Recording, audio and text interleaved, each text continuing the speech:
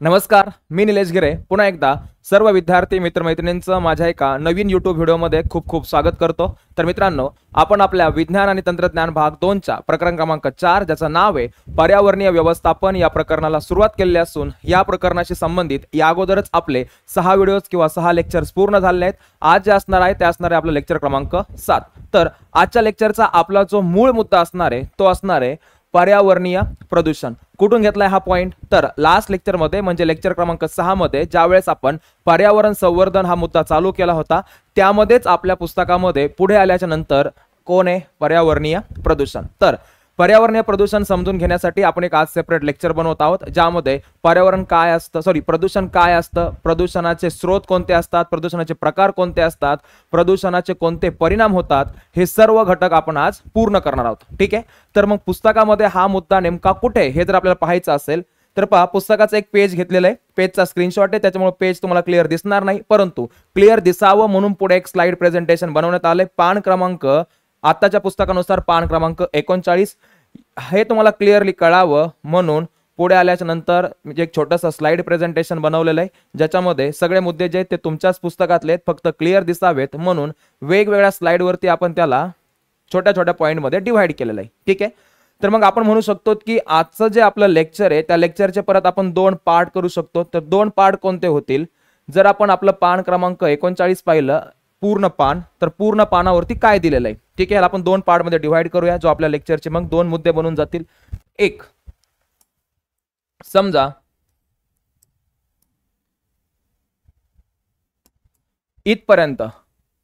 इथपर्यंत आपल्याला काय काय आहे याच्यामध्ये आपल्याला माहिती आहे प्रदूषण काय असतं।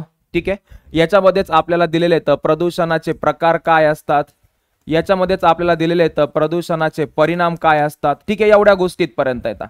दुसरा, प्रदूषणाचे जे वेगवेगळे प्रकार आहेत त्या प्रदूषणाच्या वेगवेगळ्या प्रकारांची माहिती, ते प्रदूषण कशामुळे होतं, त्याचे घटक, स्रोत, परिणाम आणि उपाययोजना याच्याबद्दलचा एक तक्ता आहे। मग आपण म्हणूया की आपला दुसरा मुद्दा असेल हा तक्ता पूर्ण करण्याचा। ठीक आहे, मग या लेक्चर मध्ये आपण मुख्यत्वे 2 पॉइंट असतील, एक प्रदूषण, प्रदूषणाचे प्रकार आणि प्रदूषणाचे परिणाम, आणि दुसरा त्याच्या संबंधित असणारा एक तक्ता। ठीक आहे, तर मग अगोदर आपण वरचा मुद्दा पाहूया इथपर्यंतचा। ह्याच्यापर्यंत काय दिलंय ते सांगण्याच्या अगोदर लास्ट लेक्चर मध्ये आपण जे पाहिलं होतं त्याला एकदा तुम्ही जर उजळणी दिली, रिवाइज केलं, तर मग आजचा मुद्दा एकदम छोटा आणि एकदम इझी आहे। तर पहा, लास्ट लेक्चर मध्ये आपण पाहिलं होतं की आपल्या सभोवतालची जेवढी परिस्थिती असते त्याला आम्ही म्हणत असतो, ठीक आहे, आपल्या सभोवताली असणारी जी एकूण परिस्थिती आहे त्याला आम्ही काय म्हणतो? पर्यावरण। ह्या पर्यावरणामध्ये काही ज्या गोष्टी येतात त्या नैसर्गिक येतात, माती, हवा, पाणी हे सगळ्या नैसर्गिक येतात, आणि काही ज्या गोष्टी येतात त्या मानव निर्मित येतात। याच्या व्यतिरिक्त आपण मागच्या लेक्चरमध्ये अजून एक गोष्ट पाहिली होती की खूप साऱ्या अशा नैसर्गिक घटक किंवा घटना येतात किंवा खूप सारे मानव निर्मित घटक येतं जे की आज आपण म्हणूया काय करतायत, पर्यावरणाला हानी पोहोचवतायत। मग पर्यावरणाला जर ते हानी पोहोचवतायत तर त्याच्यामुळं पर्यावरणाचा आज किंवा निसर्गाचा काय बिघडत चाललाय?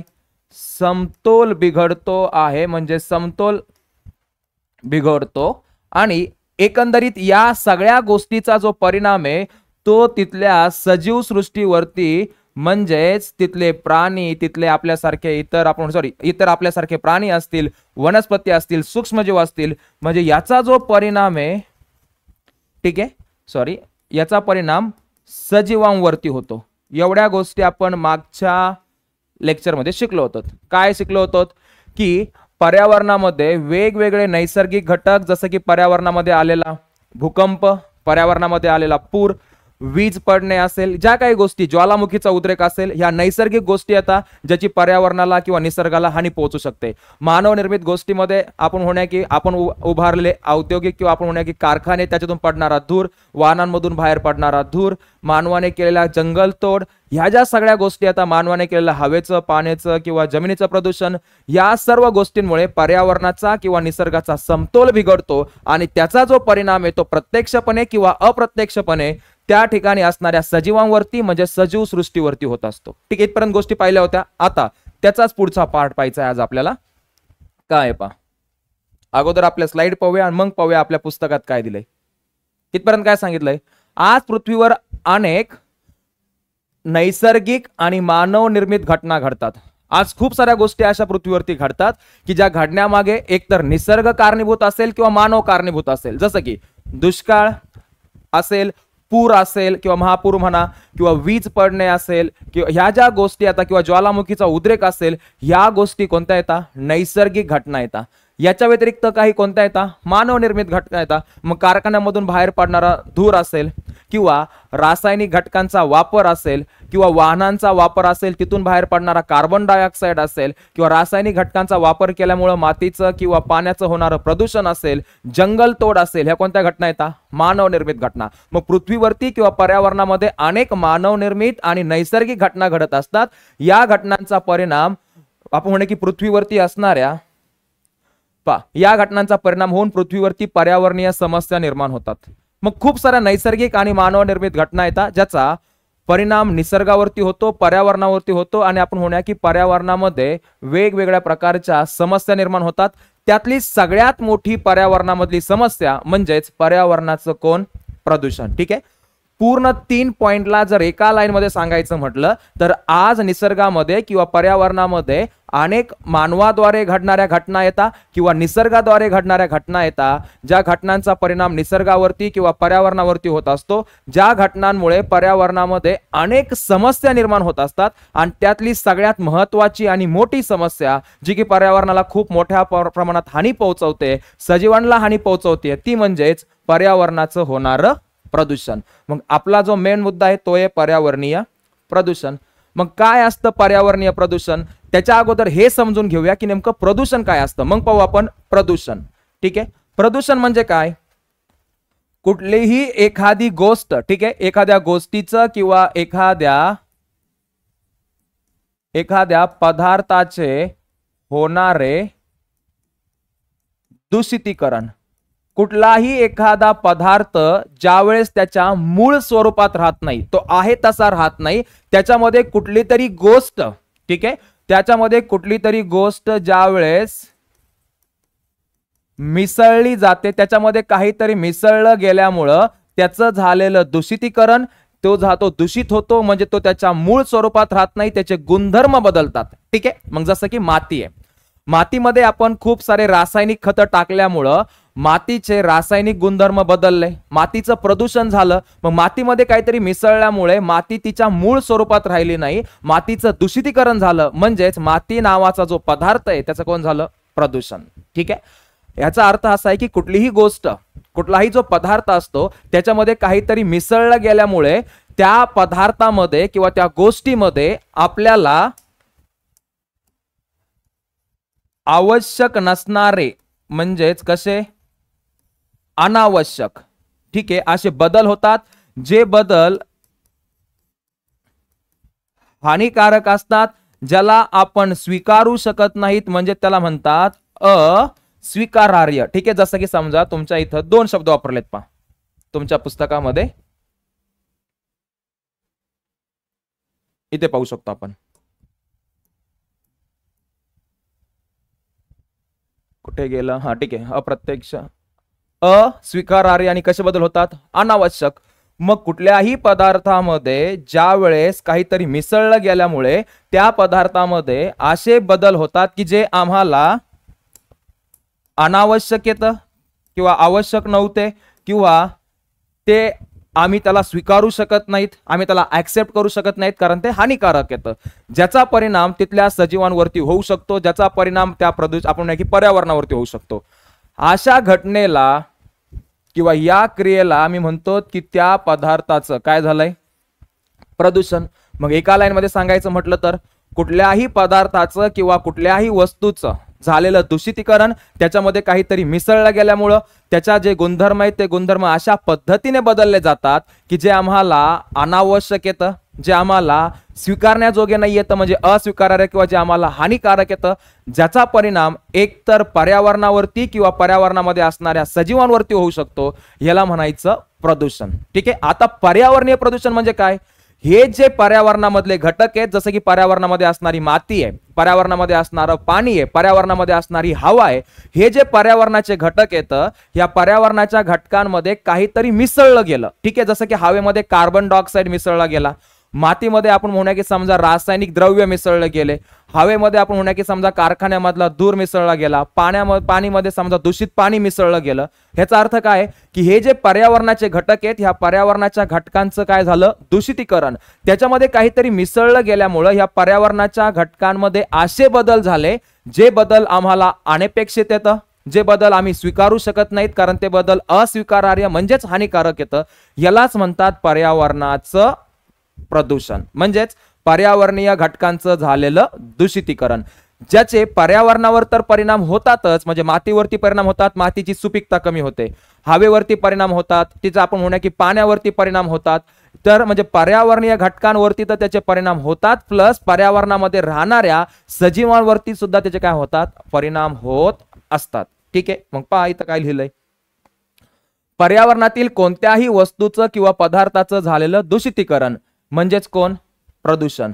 उदाहरणार्थ हवा, पाणी, माती, प्रकाश, आवाज इत्यादी जेव्हा आपल्या मूळ स्वरूपात राहत नाहीत, मूळ स्वरूपात राहत नाहीत म्हणजे काय, त्याच्यात काहीतरी बदल होतो, त्यावेळेस त्यात घातक घटक मिसळतात, तेव्हा त्याला काय म्हणतात, प्रदूषण म्हणतात. मग पुढे आता मग हे कोणामुळे होऊ शकतं, काही आपण पाहिले काही नैसर्गिक घटक आहेत आणि काही मानव निर्मित घटक येतं. काही नैसर्गिक घटना येतात आणि काही मानव निर्मित घटना येतात, ज्या पर्यावरणाला हानी पोहोचवतात आणि पर्यावरणामध्ये अनेक समस्या निर्माण करतात.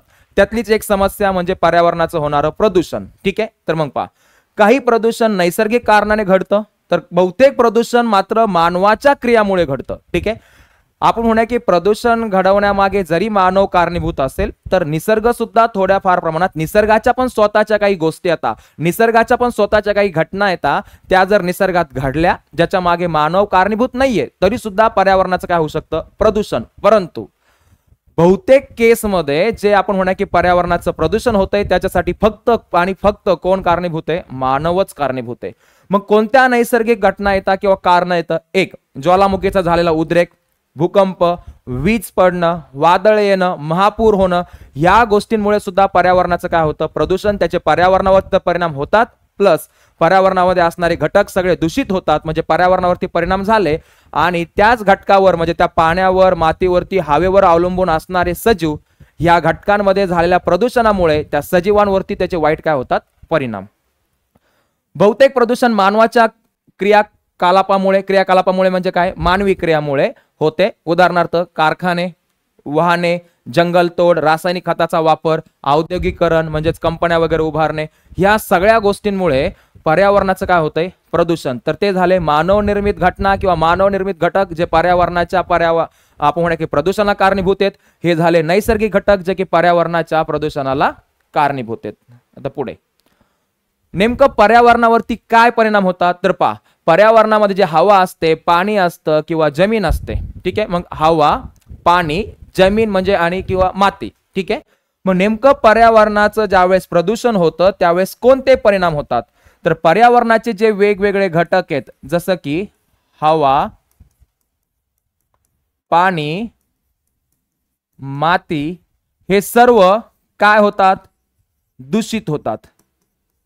हे सर्व दूषित होता म्हणजे काय, हवा असेल, पाणी असेल, माती असेल, यांचे जे स्वतःचे कोण येतं, मूळ गुणधर्म, स्वाभाविक गुणधर्म, स्वतःचे जे गुणधर्म येतं, मग त्याच्यामध्ये त्यांचे स्वतःचे काही रासायनिक गुणधर्म असतील, त्याच्यामध्ये त्यांचे स्वतःचे काही भौतिक गुणधर्म असतील, त्याच्यामध्ये त्यांचे स्वतःचे काही जैविक गुणधर्म असतील. हे सर्व गुणधर्म त्यांचे बदलतात. ठीक आहे, मग पहा नेमका काय परिणाम होतो पर्यावरणामधल्या प्रदूषणाचा पर्यावरणामधल्या घटकांवर. तर पर्यावरणाचे किंवा निसर्गाचे जे घटक आहेत, जसं की हवा असेल, पाणी असेल, जमीन किंवा माती असेल, यांचे जे स्वतःचे जैविक, भौतिक आणि रासायनिक गुणधर्म असतात, हे गुणधर्म बदलतात. ते गुणधर्म अशा पद्धतीने बदलतात की ते आमच्यासाठी कसे येतं, अस्वीकारार्ह, म्हणजेच ते आम्हाला हानिकारक आहेत. मग त्यांच्या गुणधर्मामध्ये अशा पद्धतीने बदल होतो की ते आम्हाला हानिकारक होतात. म्हणजेच यांच्यावर अवलंबून असणाऱ्या किंवा आपण म्हणूया त्याचा परिणाम तिथल्या कोणाला भोगावा लागतो? सजीवाला.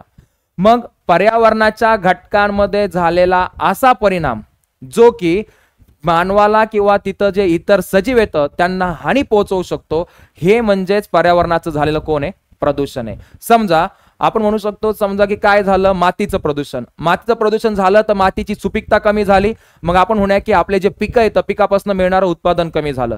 हवेचं प्रदूषण झालं तर हवेपासून त्याच्यामुळे आपल्याला वेगवेगळे श्वसनाचे आजार होऊ लागले. पाण्याचं प्रदूषण झालं तर ते पाणी घेतल्यामुळे आपल्याला वेगवेगळे आपल्या पचन संस्थे संबंधित किंवा आतड्याचे आपण म्हणूया की आपला आजार झाले. म्हणजे कुठलाही घटक ज्यावेळेस दूषित झाला त्या घटकाच्या स्वतःचे जे काही गुणधर्म होते ते गुणधर्म, मग ते भौतिक गुणधर्म असतील, रासायनिक गुणधर्म असतील किंवा जैविक गुणधर्म असतील, ते गुणधर्म अशा पद्धतीने बदलतात की जे आमच्यासाठी हानिकारक होतात. आणि म्हणून या घटकांचा जे कोणी वापर करेल त्या सजीवाच्या आरोग्यावर त्याचे काय होतात? परिणाम पाहायला मिळतात. मग पाहिजे पर्यावरणातील हवा, पाणी, जमीन म्हणजे माती यांचे भौतिक, रासायनिक आणि जैविक गुणधर्मामध्ये काय होतो? बदल. आणि हे जे बदल येतं हे जीवसृष्टीसाठी किंवा सजीवांसाठी कसं ठरतात? घातक. उदाहरणार्थ जर हवा प्रदूषित झाली तर काय तयार होतात? श्वसनाचे आजार. जर दूषित पाण्यामुळे काय होतील? पोटाचे विकार किंवा त्वचारोग होऊ शकतात. मातीतील रसायनामुळे, मातीमध्ये तुम्ही रासायनिक घटकांचा वापर जास्त केला तर मातीची सुपीकता कमी होऊ शकते. घटकामुळे पिकाची आणि त्याच्यामुळेच मातीची सुपीकता कमी झाली तर त्याच्यामधून उगवणाऱ्या पिकाचं उत्पन्न गुणवत्ता काय होते? कमी होते. हे काय झाले? पर्यावरणावरती होणारे परिणाम.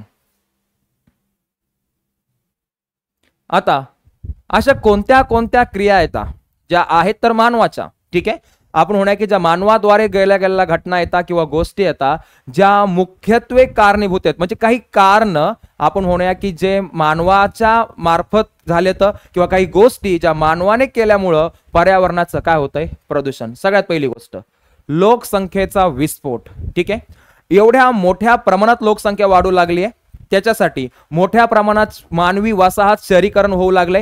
जेवढं शहरीकरण होऊ लागलंय आपण म्हणूया की तेवढ्या प्रमाणात प्रदूषण वाढायला काय झालेली आहे? सुरुवात. मग पहिलं कारण लोकसंख्येचा विस्फोट. लोकसंख्या वाढल्यामुळं कोणावरती ताण येतो? संसाधनावरती ताण येतो. मग ज्या नैसर्गिक गोष्टी मानवाला वापरण्यासाठी निसर्गामध्ये आहेत त्याला आम्ही म्हणूया नैसर्गिक संसाधने. जर लोकसंख्या वाढली तर नैसर्गिक संसाधनाचा अति वापर होतो, त्याच्यावरती ताण होतो आणि मग आपण म्हणूया की पर्यावरणीय समतोल बिघडतो किंवा पर्यावरणाचं काय चालू होतं? प्रदूषण.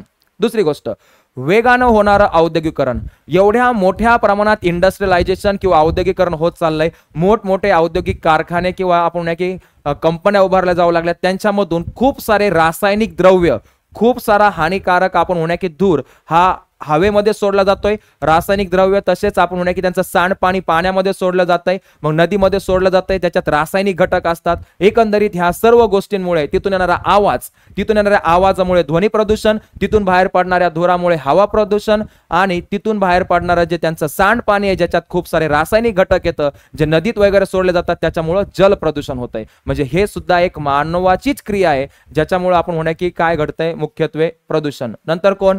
जंगलतोड. जंगलतोडमुळे काय होतंय? ऑक्सिजन कमी होतोय. आणि दुसरी गोष्ट जमिनीची धूप वाढते म्हणजे मातीचं प्रदूषण होतंय.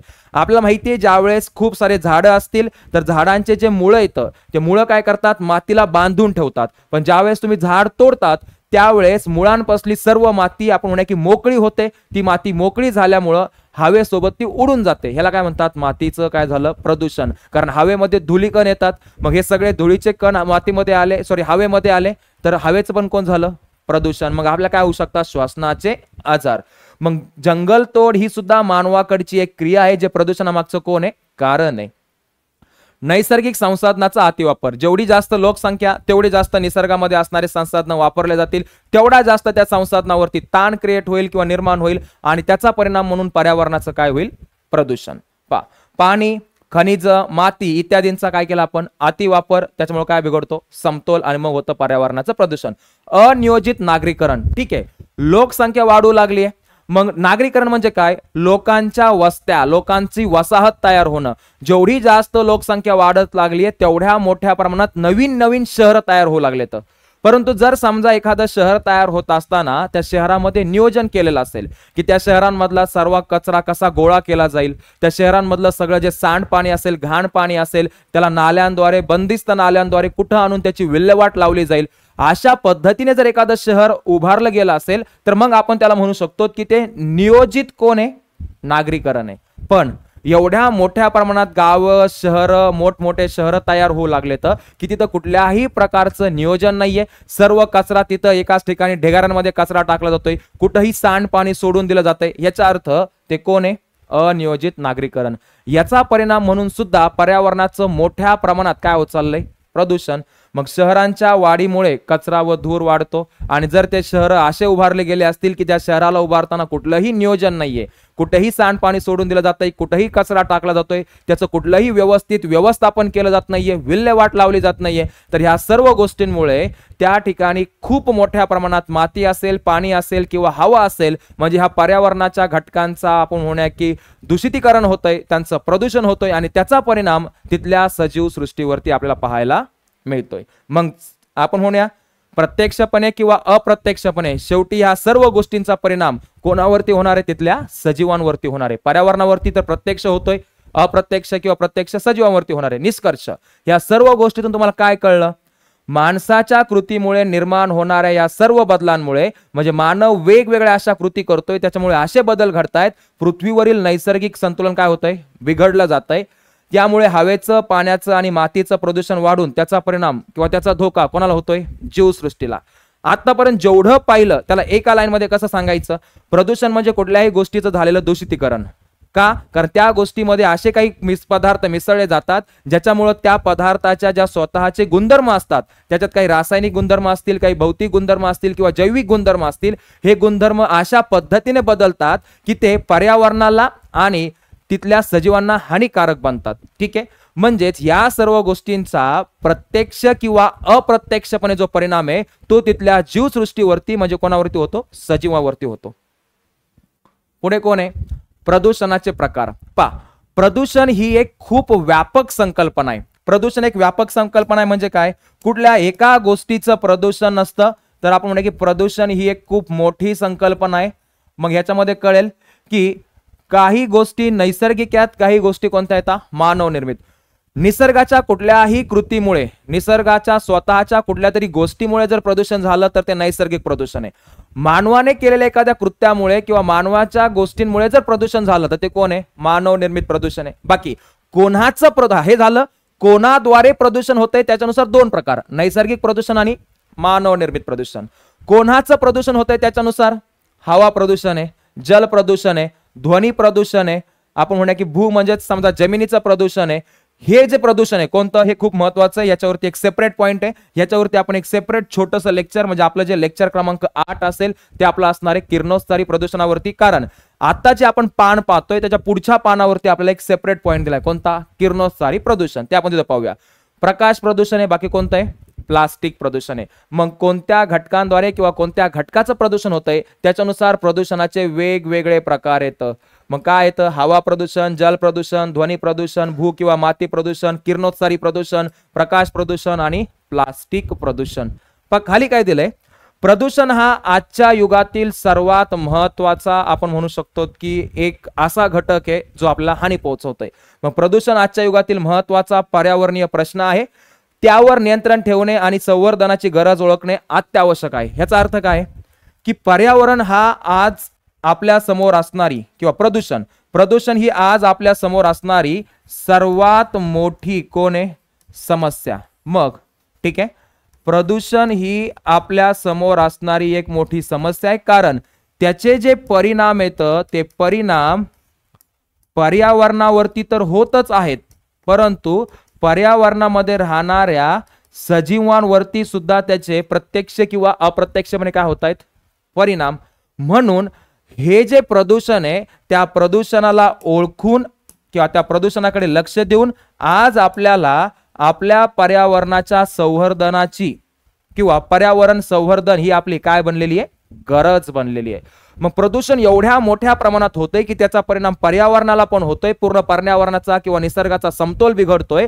तसंच त्याच्यामध्ये असणाऱ्या सजीवावरती प्रत्यक्ष किंवा अप्रत्यक्षपणे या प्रदूषणाचे परिणाम होत आहेत. मग ह्या सगळ्या गोष्टी विचारात घेऊन हा एक आज गंभीर प्रश्न किंवा गंभीर समस्या बनलेली आहे. त्याच्यामुळं आज पर्यावरणाचं संवर्धन करणं ही आपली काय बनली आहे, गरज बनलेली आहे. मग आपला पुढचा मुद्दा आहे पर्यावरण संवर्धनाची गरज, जे आपण पुढच्या लेक्चरमध्ये पाहणार आहेत. ठीक आहे, इथपर्यंत पाहिलं. इथपर्यंत आपला आजच्या लेक्चरचा पहिला पॉईंट संपला आणि खाली एक चार्ट आहे आपल्याला. मग पहिला पॉईंट कोणता संपला, तर हा एवढा पहिला प्रकार. तर त्यात काय काय दिलंय पहा, तिथं काय दिलं होतं एकदा वाचून दाखवतो. जरी गोष्टी दिसत नसतील तरी फक्त ऐका, तुमच्याच पुस्तकात ज्या आपण ऑलरेडी सगळ्या पाहिल्यात, पाठ करण्याची काही गरज नाहीये.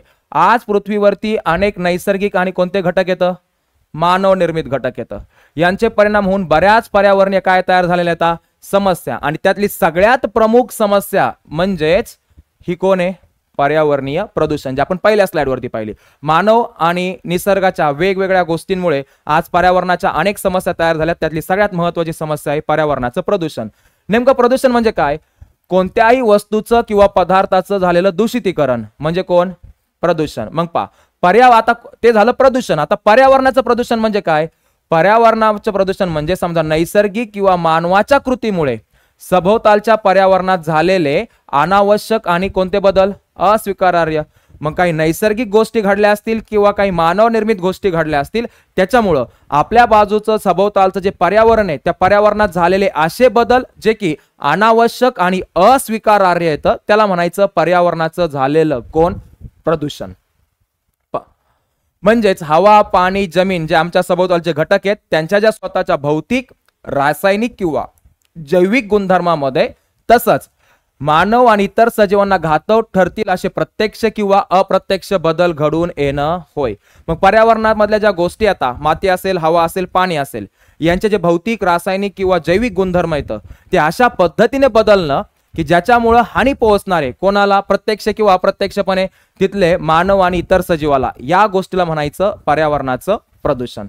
मानवी आता कोणते कोणते कारण येतं, मानव निर्मित कारण, एक मानवी लोकसंख्येचा विस्फोट, वेगाने होत असलेलं औद्योगिकरण, नैसर्गिक संसाधनाचा अनिर्बंध किंवा अतिवापर, जंगलतोड, अनियोजित नागरीकरण इत्यादी कारण काय घडून आणतात. हे असे कारण येतं जे मानव निर्मित आहेत, मानवी क्रियातून झालेले कारण येतं जे की पर्यावरणामागे कारणीभूत येतं. आता खाली प्रदूषणाचे प्रकार कोणते, आताच पाहिलं, मानव निर्मित प्रदूषण, नैसर्गिक प्रदूषण. कोणत्या घटकाचं होतं त्याच्यानुसार हवा प्रदूषण, जल प्रदूषण, वायू प्रदूषण, हवा एकच झालं, माती प्रदूषण किंवा त्याला भूप्रदूषण म्हणू शकतो, प्लास्टिकचं प्रदूषण असू शकतं, किरणोत्सर्गी प्रदूषण जे आपल्याला पुढच्या लेक्चरमध्ये पाहायचंय, प्रकाश प्रदूषण, असे अनेक प्रकार आहेत कोणाचे, प्रदूषणाचे. नैसर्गिक प्रदूषण आणि मानव निर्मित काय, जे निसर्गाच्या गोष्टींमुळे होईल ते नैसर्गिक आणि जे मानवाच्या गोष्टींमुळे होईल ते कोण, मानव निर्मित. प्रदूषण एक खूप व्यापक संकल्पना आहे आपल्याला, मग एक मोठी संकल्पना आहे. फक्त एखाद्या गोष्टी, फक्त हवेचं प्रदूषण म्हणजे प्रदूषण नसतं किंवा फक्त पाण्याचं प्रदूषण म्हणजे पाण्याचं नसतं किंवा प्रदूषण नसतं. अनेक वेगवेगळ्या गोष्टी आहेत ज्यांचं काय होऊ शकतं, प्रदूषण. म्हणून प्रदूषण एक कोणती संकल्पना आहे, व्यापक. आपल्याला हवा, जल म्हणजे पाणी, ध्वनी, किरणोत्सर्ग, भूमी म्हणजे जमीन, माती, औष्णिक, प्रकाश, औष्णिक तर आपण पुढे पाहणार आहोत, प्रकाश, प्लास्टिक प्रदूषण, असे विविध प्रकारचे कोण आढळून येतात, प्रदूषण. म्हणजे कोण झाले प्रदूषणाचे प्रकार जे आपण त्या स्लाइडवरती पाहिले होते. या सर्वांचा विपरीत परिणाम हा सर्व सजीव आणि त्यांच्या कोणावरती होतो, अस्तित्वावरती.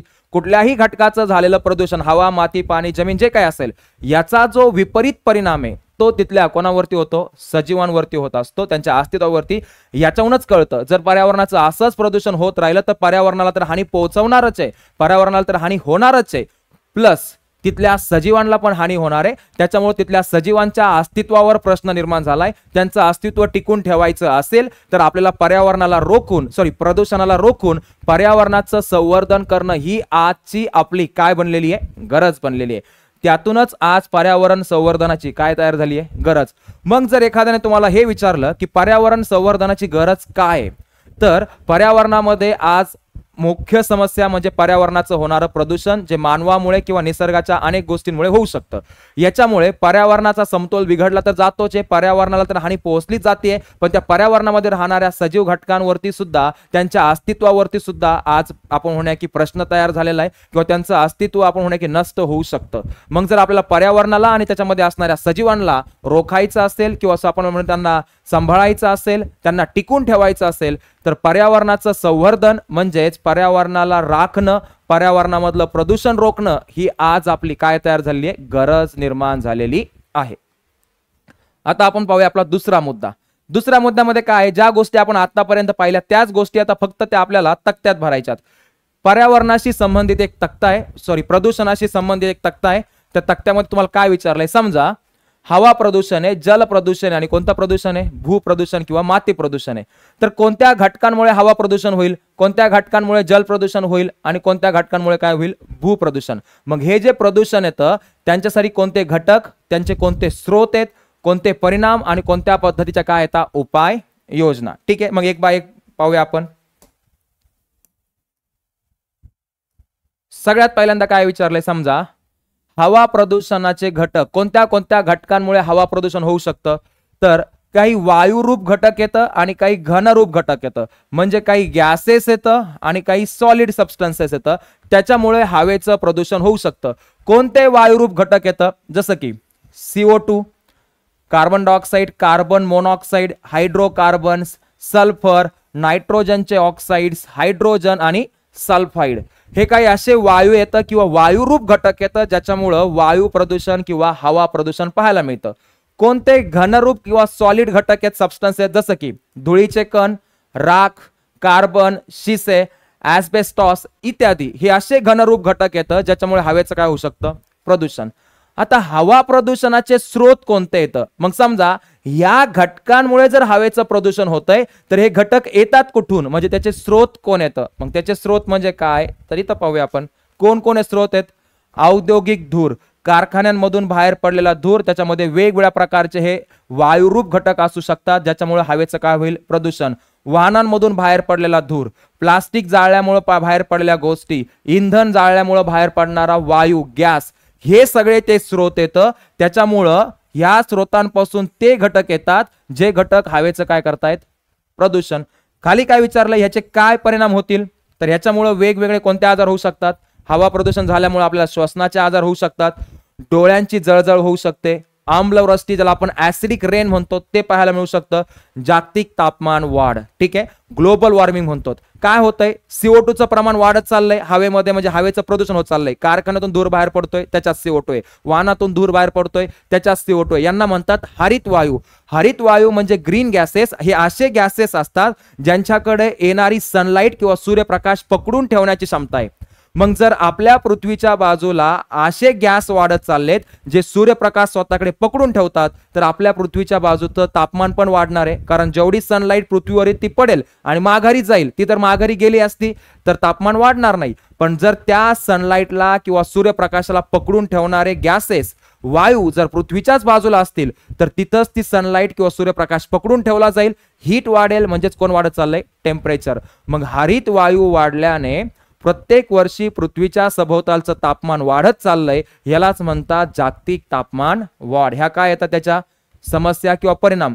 याच्यावरती उपाययोजना काय येतात, वाहनांचा मर्यादित वापर, वाहनांचा वापर कमी करणं, झाडं लावणं, औद्योगिक नियंत्रण म्हणजे कारखान्यांवरती नियंत्रण ठेवणं, नंतर स्वच्छ इंधन वापरणं. हे सगळे हवा प्रदूषण रोखण्यासाठी केले गेलेले कोण असू शकतात, उपाय योजना. आता दुसऱ्या ठिकाणी काय आहे, जल प्रदूषण. तर जल प्रदूषण मध्ये तुमच्या पुस्तकात काय दिलेत, त्याचे स्रोत दिलेत. तुम्हाला काय काय विचारलंय, कोणते घटक, त्याचे परिणाम आणि त्याच्यावरच्या कोण उपाययोजना. तर जल प्रदूषण कशामुळे होऊ शकतं, कोणत्या कोणत्या घटकांमुळे, औद्योगिक व रासायनिक कचरा, ठीक आहे, जो रासायनिक घटक मिश्रित असणारा कचरा आहे, जो वेगवेगळ्या कारखान्यांमधून येणारा म्हणजे औद्योगिक कचरा आहे, तो जर तसाच तुम्ही कशामध्ये सोडला, पाण्यामध्ये, तर कीटकनाशके जमिनीवरती किंवा आपण शेतामध्ये कीटकनाशके वापरतो, ते कीटकनाशके कुठं पडतात, मातीमध्ये. मातीमध्ये पडल्याच्या नंतर जर त्याच मातीमधून ते खाली पाण्यामध्ये गेले तर पाण्याचं काय होईल, जल प्रदूषण. सांडपाणी, सगळं शहरातलं घरातलं जे काही सांडपाणी असेल ते तसंच जर नदीमध्ये नेऊन सोडलं दूषित सांडपाणी, तर पाण्याचं काय होणार आहे, प्रदूषण. स्रोत कोणते कोणते येतं? औद्योगिक प्रदूषके म्हणजे काय? ज्या कोणत्या घटकामुळे प्रदूषण होतं त्याला काय म्हणतात? प्रदूषके. मग कारखान्यातून बाहेर पडणारे वेगवेगळे घटक ज्याच्यामुळे प्रदूषण होतं त्यांना काय म्हणतात? औद्योगिक प्रदूषके.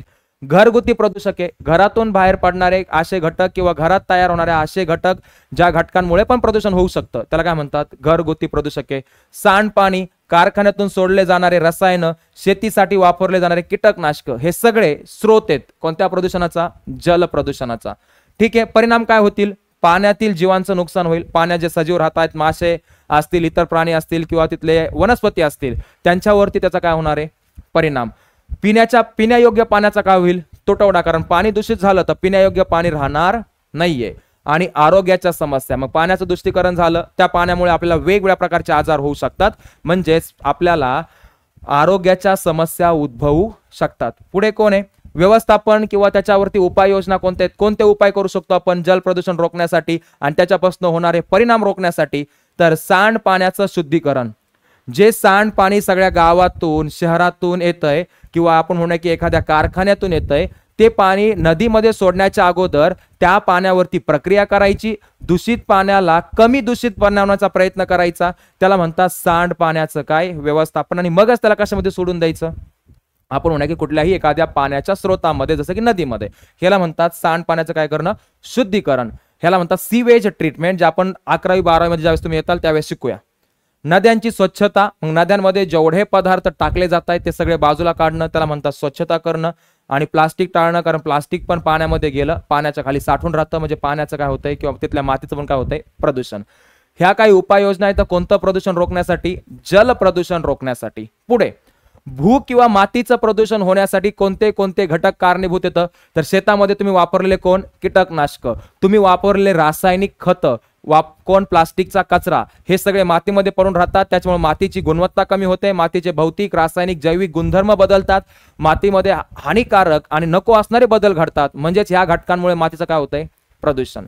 मग असे कोणते कोणते स्रोत आहेत जिथून ह्या गोष्टी मातीमध्ये येतात, मिसळल्या जातात आणि मातीचं काय होतंय? प्रदूषण. एक, शेतीतील रासायनिक वापर, शेतामध्ये वापरले गेलेले रसायन. आपण आज सगळी केमिकल फार्मिंग करतोय, म्हणजे आपण आज म्हणूया की सगळी रासायनिक शेती केली जाते. आपण सेंद्रिय शेती खूप कमी प्रमाणात केली जाते, जिथं कुठलेही रासायनिक घटक वापरले जात नाहीत, त्याला म्हणतात सेंद्रिय शेती. पण आपण आज मुख्यत्वे रासायन किंवा केमिकल वापरून शेती करतोय, त्याला म्हणतात रासायनिक वापर केला शेतीमध्ये. औद्योगिक व घरगुती कचरा टाकणं, खूप सारा आपण म्हणूया की कारखान्यांमधला कचरा किंवा खूप सारा घरांमधला पण असा कचरा आहे, तो मातीत मिसळला गेला तर मातीची गुणवत्ता बिघडू शकते, मातीचं प्रदूषण होऊ शकतं. मग हे सुद्धा असे स्रोत आहेत जे की मातीचं काय घडवून आणतायत? प्रदूषण घडवून आणतायत.